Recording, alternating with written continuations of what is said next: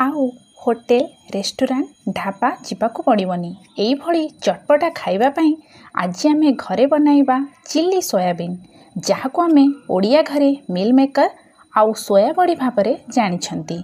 आउ देखि पारुथिबे chilli soybean न लुक। जय जगन्नाथ, वेलकम टू ननंद भाउज किचन यूट्यूब चैनल। जदि रेसिपीटी भल लागिला लाइक एंड शेयर करिवे। आउ प्रथम करी देखुथिले प्लीज चैनल को सब्सक्राइब करिवे। चिली सोयाबीन पाई प्रथमे मु फॉर्च्यून सोयाबीन 50 रु 100 ग्राम नेछि। पानी गरम हैला परे सेथिरे सोयाबीन ऐड करिदबा। आउ गोटे चम्मच लूण ऐड करी भल भाबरे मिक्स करिदबा। सोयाबीन सिझिला बेलकु लूणर स्वाद भी ठीक से सोयाबीन को जाइथिबो। एमिति बाष्प बाहरिले गैस को ऑफ करिदबा। आउ टिके ठंडा हेबा पाई छाड़ी देबा। एबे चलंतु सोयाबीन को गोटे बाउल को छाणी देबा। आपण माने देखि पारुथबे मु सबु सोयाबीन को बाउल को काढी देइछि। टिके ठंडा हैला परे ताकू चिपुड़ी सेथिरु सबु पानी बाहर करी ताकू मैरिनेट करि देबा। सोयाबीन ने गोटे चम्मच लूण, गोटे चम्मच रेड चिली पाउडर आउ गोटे चम्मच अदा रसुण पेस्ट ऐड करी ताकू हाथ रे मिक्स करि देबा। तापरे गोटे चम्मच मैदा आउ 2 चम्मच कॉर्नफ्लावर पाउडर ऐड करी भल भाबरे ताकू मिक्स करि देबा। जेमिति मसला प्रत्येक सोयाबीन ने लागिबा दरकार। एबे मु मैरिनेट करि देइछि ओ ताकू 15 मिनिट पई छाडी देबा।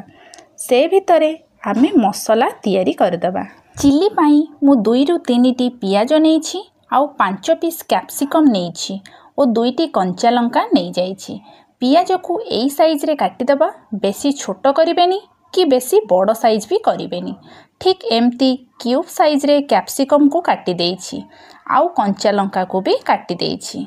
आउ गोटे बाउल ले गोटे चम्मच सोया सॉस, गोटे चम्मच रेड चिली सॉस आउ गोटे चम्मच टमाटो सॉस ऐड करी ताको भल भाबरे मिक्स करि देबा। एहा द्वारा हमको मसला बेले इजी हबो जल्दी जल्दी रे ऐड करिबा पई। गोटे कढ़ई रे रिफाइन तेल नेइछि। तेल गरम हैला परे मैरिनेट सोयाबीन को गोटे गोटे एमती पकाइबे, नहले सबु लागी जीवो। सोयाबीन न कलर गोल्डन ब्राउन हैला परे ताकू गोटे बाउल को काढ़ी देइछि। एठी मु सबु मैरिनेट सोयाबीन को छाणी देई बाउल को नहीं आसीछि ओ देखि पारुथबे लुक आउ क्रिस्पी एकदम मस्त होइछि। एबे चलंतु चिली मसला स्टार्ट करिबा। कढ़ई गरम हैला परे 3 चम्मच रिफाइन तेल नेइछि एवं सेथिरे अदा रसुण दर छेचा करी गोटे चम्मच ऐड करी ताकू टिके भल भाबरे मिक्स करि देबा। सेथिरे गोटे हाफ पियाज को पूरा छोट छोट पीस रे काटिकी ऐड करि देबा। आउ ताकू भल से मिक्स करिबा जेते पर्यंत पियाजर कलर ब्राउन न होइछि। एठी देखि पारुथबे पियाजर कलर ब्राउन होई गलानी। एबे सेथिरे कटा जाइथिबा पियाज ओ कैप्सिकम को ऐड करी भल भाबरे मिक्स करिबा एवं सेथिरे गोटे चम्मच विनेगार ऐड करी दे भल भाबरे मिक्स करी दे सेथिरे किछि पानी ऐड करी 2 मिनिट पई छाडी देबा।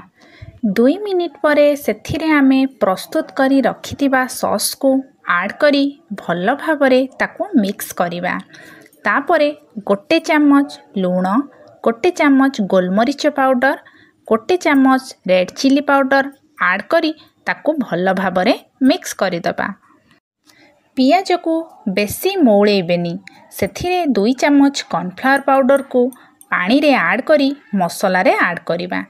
एहा मसला को टिके ग्रेवी करिवो। आउ टिके भल भाबरे मसला को मिक्स करी रखिथिबा फ्राए सोयाबीन को ऐड करी भल भाबरे मिक्स करि देबा एवं 2 रु 3 मिनिट छाडी देबा। देखि पारुथिबे एबे चिली सोयाबीन न लुक ओ बास्ना जबरदस्त।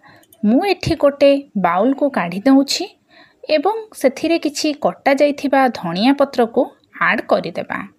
चिली सोयाबीन को रोटी, पूरी ओ भात सहित खाई परिबे। आउ निश्चित आपणक घरे गोटे थर करिकी खांतु। आउ केमती लागिला मते कमेंट रे निश्चय जणांतु। पुणी देखा हबो आउ गोटे नुआ एवं यूनिक रेसिपी रे। जय जगन्नाथ।